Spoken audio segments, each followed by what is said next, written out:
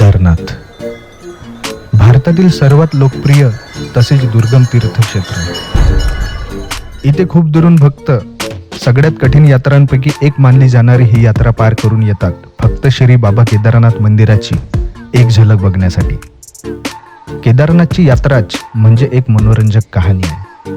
तर चला सुरुवातीपासून सुरू करू.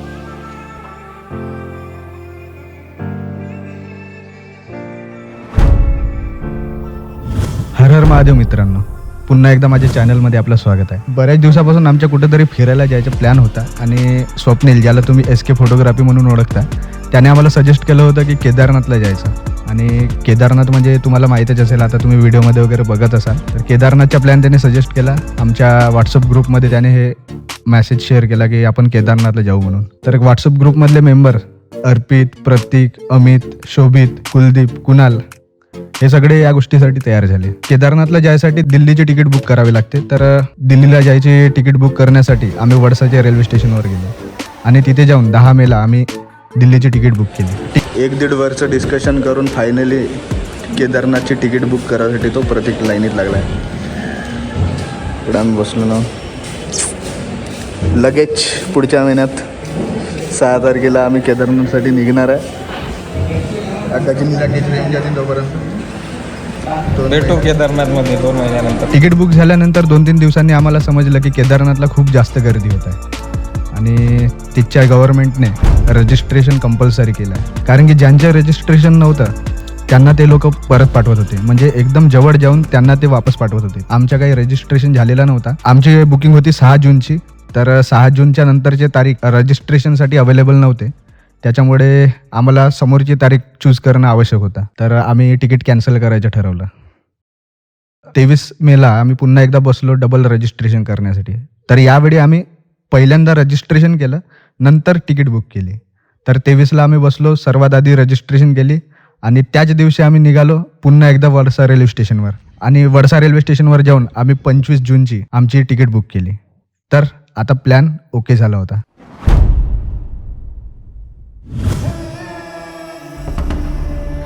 प्लॅनिंग झाली, बुकिंग झाली आणि बुकिंग झाल्याच्या काही दिवसातच अमित म्हणाला की तो आम्हाला जॉईन करू शकणार नाही. आणि काही दिवसांनी प्रतीकने पण न्यूज दिली की पुराडामधील त्याच्या घराचे छप्पर एका रात्री भयंकर वादळामुळे उडून गेले. तर त्याचे येणे पण कॅन्सल झाले. आमच्या ट्रिपमध्ये सगळ्यात जास्त उत्साही होते हे दोघंच जण, पण दोघांचंही कॅन्सल झालं. शोभितने काही दिवसांनी सांगितले की तो पण येऊ शकणार नाही. आम्हाला वाटलं झालं आता प्लॅन कॅन्सल. कुलदीपच्या पण हो नाही चालू होता.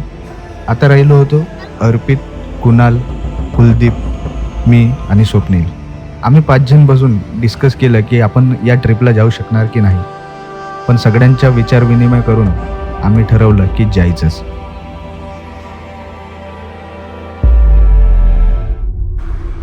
बॅग झाल्या आहेत, बस आता निघायचे आहे. बाय. केदारनाथच्या लाभन नमस्कार. नाही का, आमच्या चॅनलमध्ये तुमचं पुन्हा एकदा स्वागत आहे. तर आमचा आजचा टूर आहे केदारनाथ. आम्ही चाललो आता सगळे केदारनाथ. सर्वांचं हा फक्त इंट्रो मध्ये दिसणार आहे. मग टाकतील नाही तर कोणता काय बोलून काय फायदा नाही ना. केदारनाथ आज हमारा पहला दिन है, उसमें भी ट्रेन लेट हो गई है, तो इस बात पे सब्सक्राइब करो. आशीर्वाद देना हमारी सफलपूर्वक ठिकाणी पोहोचणार. या आम्ही निघालो आहोत केदारनाथसाठी. म्हणजे आधी आम्ही जाणार आहोत नागपूरला. वडसावरून आम्ही ट्रॅव्हल्स पकडली. आता नागपूरसाठी निघालो आहोत आम्ही. तिथून आम्हाला ट्रेन पकडायची आहे. रात्री 2 वाजेची रेल्वे आहे. मजा आ रहा है, मजा आ रहा है. ये मजा मैं सबको देना चाहता हूँ, तो व्लॉग देखते रहिए हमारे. 29 and I find myself wondering what did happen to the last 10. आम्ही नागपूरसाठी ट्रॅव्हल्समध्ये बसलो, पण आम्हाला आत्ताही खरं नव्हतं वाटत की आम्ही केदारनाथसाठी निघालो आहोत म्हणून. मध्यरात्री रेल्वे असल्यामुळे शेवटच्या ट्रॅव्हल्सने आम्ही निघालो. And 19 was the year I had to leave you, but now I'm seeing all the signs. Yes, there's barely happening. आमची रेल्वे जवळपास 1:45 वाजेची होती, पण ती उशिरा येणार होती. जवळपास 3 वाजे येणार होती. रात्रीची वेळ होती, सामानही भरपूर होते, तर ते घेऊन फिरण्यापेक्षा प्लॅटफॉर्मवर बसून रेल्वेची वाट बघू असा सगळ्यांनी विचार केला.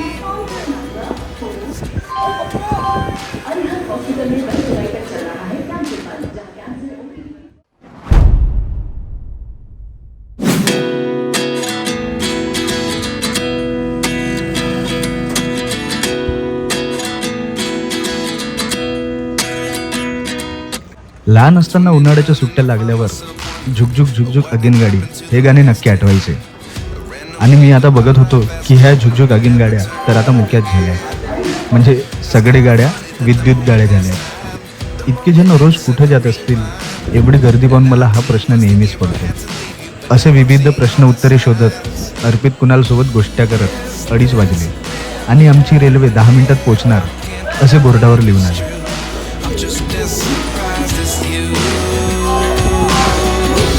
Is this really happening? I can't be too sure, but one day I'll be yours again.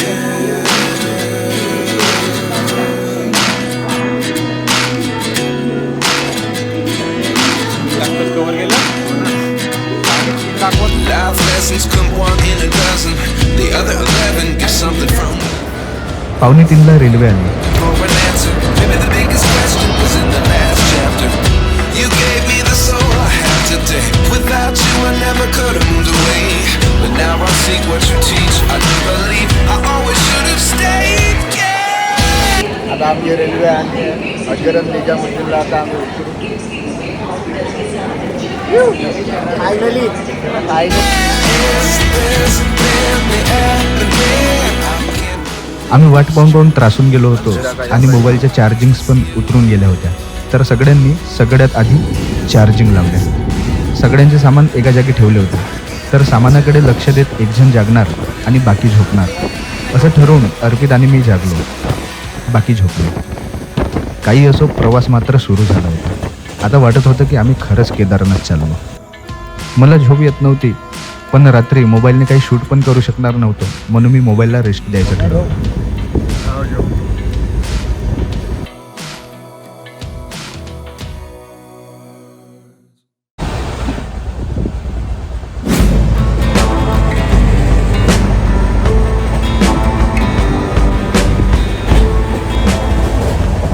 लवकरच सकाळ पण झाली. मी जागाच होतो. अर्पित झोपून गेला होता.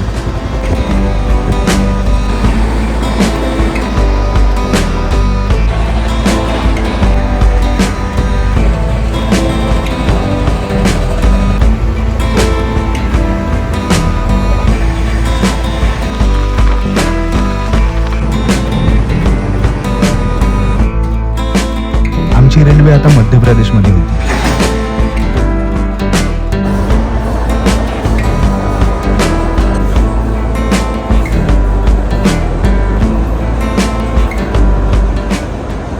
तिच्या डोंगराळ भागात धुके जबरदस्त दिसत होते. सीन एकदम भारी वाटत होता. तर मी आपला मोबाईल पुन्हा घेतला आणि लागलो कामावर. या पडत्या रेल्वेमधून मी काय काय दाखवू शकत होतो याचा मी विचार करू लागलो. आजचा पूर्ण दिवस रेल्वेत जाणार होता.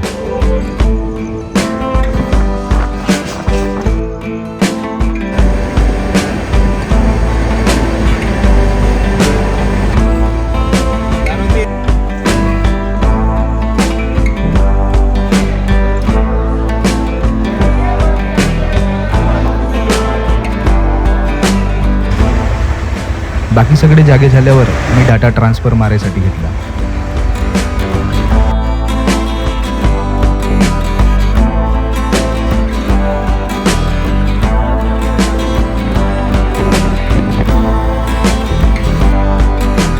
साडेतीन वाजेपासून बसलो आहो, पण अजूनही आमच्या डेस्टिनेशन दिल्ली यायचंच आहे. एकदम आम्ही थकून गेलो आहे. रात्री 3:30 वाजेपासून निघालो आहे. आता दुपारचे 3 वाजत आले. अजूनही पोहोचायचे आहोत.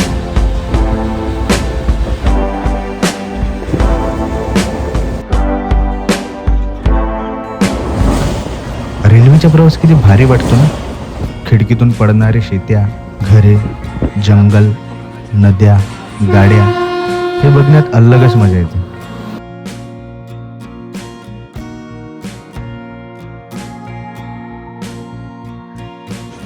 काही किलोमीटर पार कराल तर पूर्णपणे वेगवेगळ्या गोष्टी बदलत जातात. यार, मी पहिल्यांदाच या भागात प्रवास करत होतो. मी आपलं शूट करणे चालूच ठेवलं. दिवसभर प्रवास करायचा होता, तोही एका जागी बसून. पण वेगवेगळे लोक विक्रीसाठी यायचे तेव्हा मजा यायची. आणि आमच्या ग्रुपही असा काही बोर होणारा नव्हता. आम्ही मस्त एन्जॉय करत होतो.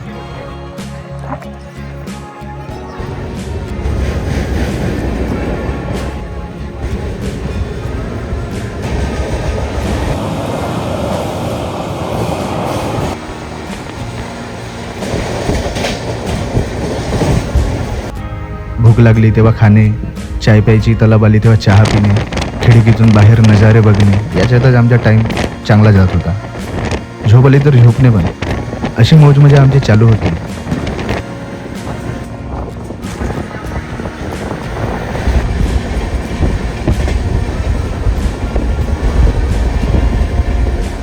बस आता आम्हाला दिल्लीची वाट आहे.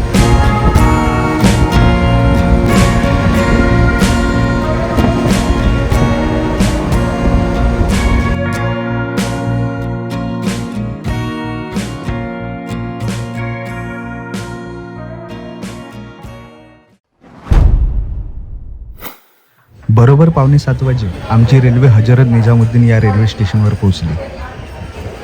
याच रेल्वे स्टेशनवरून हरिद्वारसाठी रेल्वे असते. मित्रांनो, आता मी पोहोचलो आहे हजरत निजामुद्दीन या रेल्वे स्टेशनमध्ये. आज रूम करू कारण की थकलो आहे आणि उद्या सकाळी निघू हरिद्वारला. तिथून मग आम्ही जाऊ सोनप्रयागला, सोनप्रयागवरून गौरीकुंड आणि तिथून मग आमची पैदल ट्रेकिंग चालू होणार. पण रेल्वे जरा जास्तच उशिरा असल्यामुळे आणि सामान जास्त असल्यामुळे रेल्वे स्टेशनच्या बाहेरून एक आम्ही प्रायव्हेट गाडी केली, जी आम्हाला सरळ हरिद्वारला पोहोचवणार होती. मित्रांनो, आम्ही जाणार होतो ट्रेनने रात्री 2:30 वाजे, पण आम्ही वेळेवर तो प्लॅन चेंज केला आणि केली प्रायव्हेट गाडी. तर आता इच्छाने आम्ही हरिद्वारला चाललो. 5 तास वगैरे 5-6 तास लागणारच म्हणताय. पाहू आता किती वेळात पोहोचतो. रस्त्यातच आम्ही ढाब्यावर जेवण करू.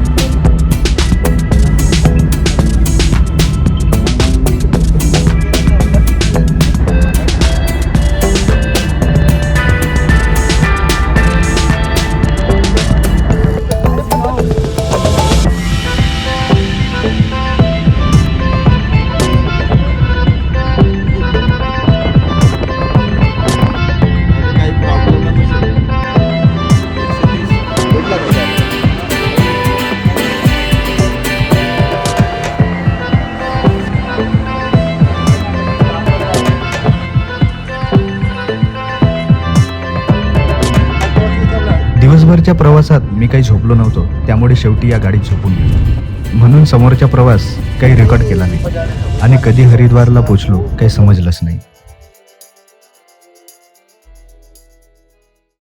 गुड मॉर्निंग मित्रांनो. आता आम्ही आहे हरिद्वारला. रात्री आम्ही हरिद्वारला पोहोचलो तेव्हा 2-2:30 वाजले होते. आम्ही मग एक रूम केली हॉटेल जेवेल म्हणून, तर इथे थांबून होतो. आणि केदारनाथसाठी आम्हाला गाडी सकाळी पकडायची होती. आम्ही 5 वाजे उठणार होतो. आमची जे रूम होते ते तळमजल्यावर होते, म्हणजे एकदम जमिनीच्या खाली. त्याच्यामुळे आम्हाला उजेड काही समजला नाही. अलाराम लावला होता पण झोप इतकी लागली होती कोणी उठलेच नाही. डायरेक्ट 8:30 वाजे उठले. तर आता विषय बनला थोडा. मित्रांनो, आता पाहू गाडी भेटते किंवा नाही तर आम्हाला इथंच राहायला लागेल आजचे दिवस. आता इथनं आम्हाला निघायचं आहे केदारनाथसाठी. आता आम्हाला प्रायव्हेट गाडी करावी लागेल. सरकारी बस सकाळी 3 ते 7 वाजेपर्यंत असतं, पण आम्ही उठलोच नाही. तर आता आम्हाला प्रायव्हेट गाडी करावं लागेल. चला आता गाडीमधला प्रवास पाहू. ही अशी रूम आहे मित्रांनो, चांगलीच आहे. आपल्याला का फक्त रात्र काढायची असते.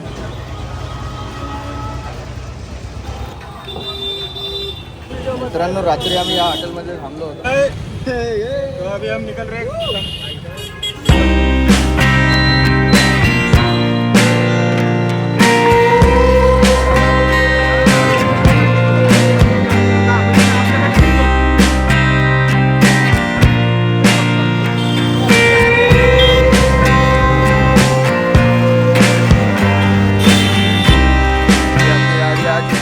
हरिद्वारवरून पुन्हा आम्ही दुसरी गाडी बुक केली, जी आम्हाला सरळ सोनप्रयागला सोडणार होती.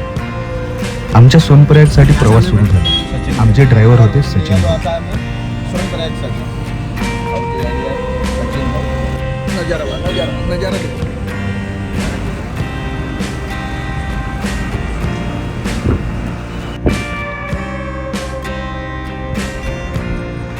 हरिद्वार शहर आहे किती भारी आहे राव.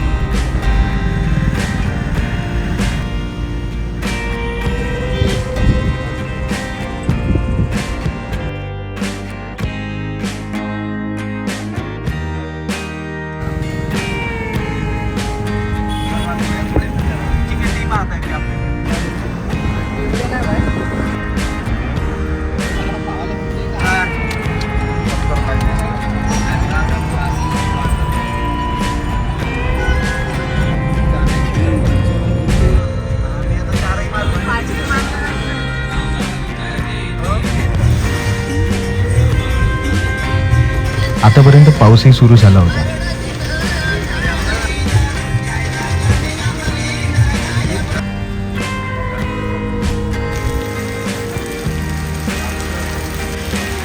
ऋषिकेशला CNG भरण्यासाठी सचिन भाऊने गाडी लावली, तर तिथेच आमच्या गाडीचे 2 टायर पंक्चर झाले. मित्रांनो आमची गाडी पंक्चर झाली यार. तुझ्या नशीब थोडे तू आपला खराबच आहे. दादा गॅस इथं आता बरं झालं इकडे गेली नाही तर आम्हाला तिकडे जात होता तिकडच्या साईडला, मग काही जमलं नसतं. तर वाटतं आता आम्ही सगळं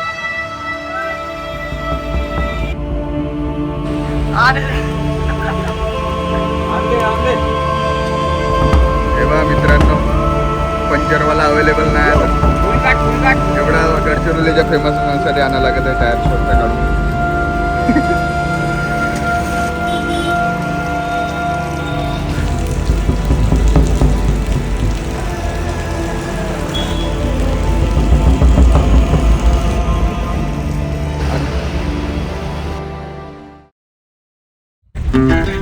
फायनली चाक सुधारले आणि पुन्हा प्रवास सुरू झाला.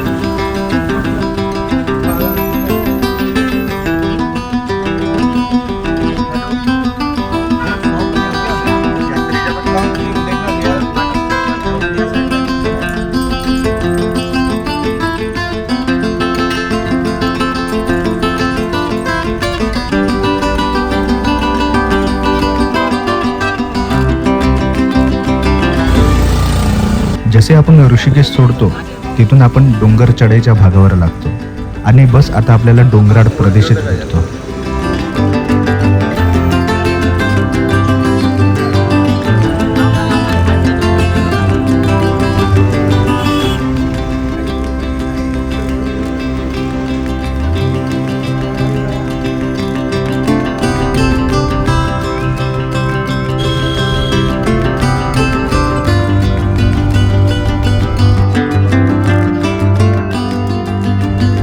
गाडीतून डोंगराळ भागाचा जो पण काही नजारा होता तो जबरदस्त होता.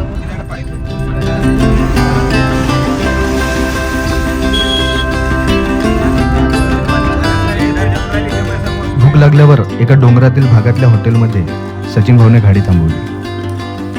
आम्ही गाडी उशिराच केली होती, त्यात गाडी पंक्चर. तर सचिन भाऊने म्हटलं, ओय आज तो रात ही होगी, म्हणजे आज तर चांगली रात्र होणार आहे. यार आपला हा सचिन भाऊ बंदा बहुत सही आहे. डिस्क्रिप्शनमध्ये भावाचा नंबर तर मी देणारच. बोलण्यात वगैरे खूप सही आहे, बोर पण होऊ देत नाही आणि ड्रायव्हिंग पण जबरदस्त करतो.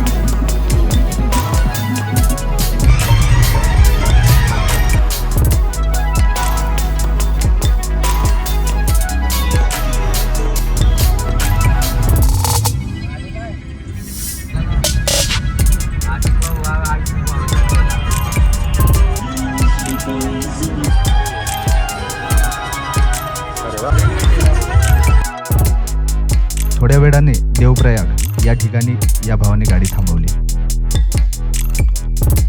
तेव्हा जवळपास संध्याकाळचे 6 वाजले होते.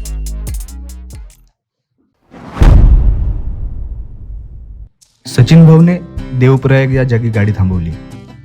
जेव्हा आम्ही विचारलं की या जागेवर का थांबवलं, तर तेव्हा त्याने या जागेबद्दल काही माहिती दिली. तर मित्रांनो, आता या भागात आपल्याला असे अनेक प्रकारचे प्रयाग नाव असलेले गाव दिसणार आहेत. त्याच्यामधला प्रयाग म्हणजे होते 2 नद्यांचा संगम. देवप्रयाग हे गाव उत्तराखंड मधील टेहरी गढवाल जिल्ह्यातील एक तीर्थक्षेत्र आहे. हे गाव अलकनंदा आणि भगीरथी नदी यांच्या संगमावर वसले आहे. या ठिकाणी रामाचे मोठे मंदिर आहे. या ठिकाणी भाविक भक्त दर्शनासाठी येतात. या बाजूने भगीरथी नदी वाहत येते आणि या बाजूने अलकनंदा नदी येते. या दोघी नदींचे संगम होऊन जी नदी समोर वाहते तिलाच आपण गंगा नदी म्हणून ओळखतो. गंगा नदीचे नाव गंगा याच जागेपासून समोर आहे. याच नदीच्या काठावर केंद्रीय संस्कृत विश्वविद्यालय पण आहे. मित्रांनो, आता मी आहे देवप्रयागमध्ये. प्रयागच्या मिनिंग होते संगम. या बाजून तुम्ही नदी बघत आहात, ही वाली. ही आहे अलकनंदा नदी आणि ही जी नदी आहे तिकडून येत आहे, ही आहे भगीरथी नदी. आणि ह्या 2 नद्या मिळून हा इकडे जी चालली आहे हे आहे गंगा नदी. तर संगमला प्रयाग म्हणतात म्हणून या जागेचं नाव देवप्रयाग आहे. तर बघा माझ्या मागे किती जबरदस्त नजारा आहे, खूप भारी. तर देवप्रयागचा परिसर पण एकदम जबरदस्त वाटत आहे. बघा ना कसा पहाडीवर हा गाव वसलाय.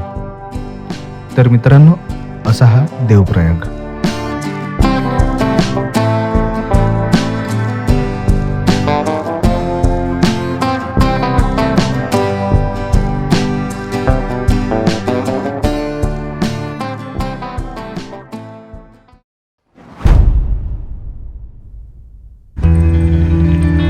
देवप्रयाग सोडल्यावर पुन्हा एकदा आमचा प्रवास सुरू झाला.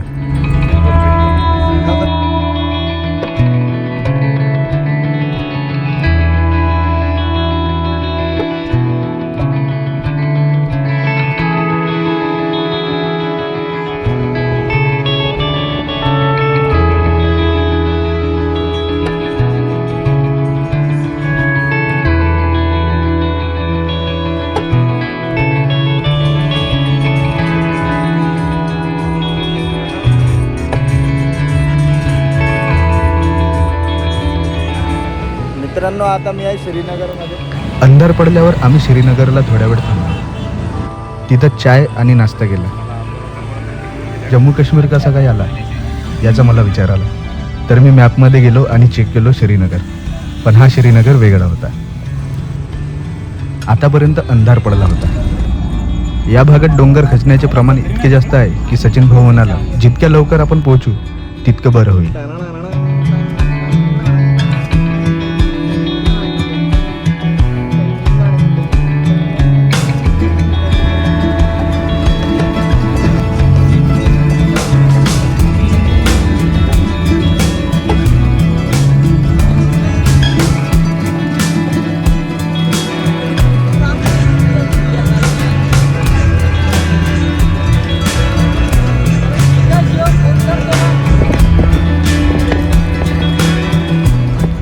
रस्त्यात पुन्हा एकदा एका जागी थांबवलं आणि नदीच्या मधात असलेल्या एका मंदिराकडे बोट दाखवत सचिन भाऊ म्हणाला, हे मा धारी देवीचे मंदिर आहे. रात्र झाली होती तर मंदिर फिरून येणे शक्य नव्हते, म्हणून जेव्हा तुम्ही परत याल तेव्हा हा मंदिर नक्की बघा असे त्याने सजेस्ट केले.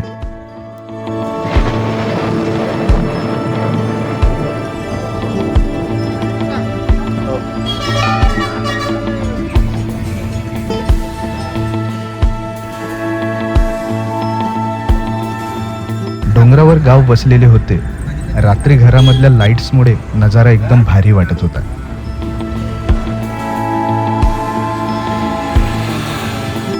विचारच येत होता की हे शहर कसे काय उभे राहिले, कारण की या भागात डोंगर खचत असतात तरी हे लोक कसे का राहतात याचा विचार येत होता.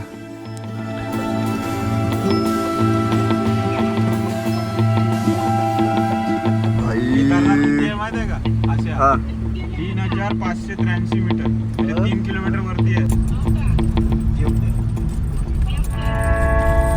समोर एका जागी चेकपोस्ट आला. तेव्हा समजलं की सोनप्रयाग आता जवळच आहे. मित्रांनो, आता सोनप्रयाग इथून आहे 14 किलोमीटर, पण त्याच्या आधी हा एक चेकपोस्ट दिसत आहे. इथे आपल्याला एंट्री वगैरे करावी लागते. आता रजिस्ट्रेशन वगैरे मागते वाटते, पण ड्रायव्हरच गेलाय, काय मागते माहित नाही. राहू दे ना. शेवटी 1:45 वाजे आम्ही सोनप्रयागला पोहोचलो. सोनप्रयागला पोहोचलो की समजून जा केदारनाथ आता खूप जवळ आहे. आता इथून गौरीकुंडला जावं लागते आणि तिथूनच सुरू होते खरी ट्रेकिंग. आम्हाला खूपच रात्र झाली होती, तर आम्ही सोनप्रयागलाच एक रूम केली आणि सरळ झोपून गेलो. जसे आपण सोनप्रयागला पोहोचतो तर समजून जा की आपण केदारनाथच्या एकदम जवळ पोहोचलो आहे. तर मित्रांनो, या व्हिडिओमध्ये इतकंच. पुढच्या व्हिडिओत आपण बघणार की केदारनाथचा परिसर कसा आहे आणि केदारनाथमध्ये आम्ही कसं काय एन्जॉय केलो ते आपण याच्या नंतरच्या पार्टमध्ये बघणार आहात. तर तुम्हाला हा व्हिडिओ कसा वाटला? पहिल्यांदाच मी अशा प्रकारचा एक्सपेरिमेंट केला आहे. व्हिडिओ आवडल्यास नक्की लाईक करा, आपल्या मित्रांना शेअर करा आणि कमेंट तर नक्की करा आणि माझ्या चॅनलला सबस्क्राईब पण जरूर करा. तर भेटू याच्या नंतरच्या पार्टमध्ये. तोपर्यंत साइन आउट.